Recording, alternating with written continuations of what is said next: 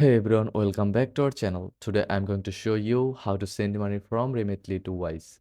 Need to transfer money from Remitly to Wise. While there's no direct connection between the two, you can easily make it happen using your bank account. Let me show you how. First of all, open your Remitly app or log in online. Start a new transfer and choose a bank account as the delivery option. Enter your bank account details. If you are transferring money to yourself, make sure you use the account linked to your Wise account. Confirm the amount and complete the transfer. Depending on the delivery speed, you choose economy or express. It may take a few hours or a couple of days for the funds to arrive.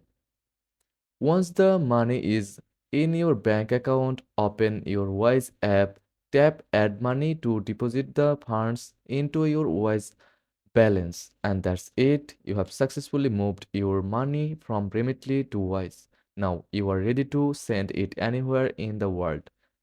And that's it. Thanks for watching.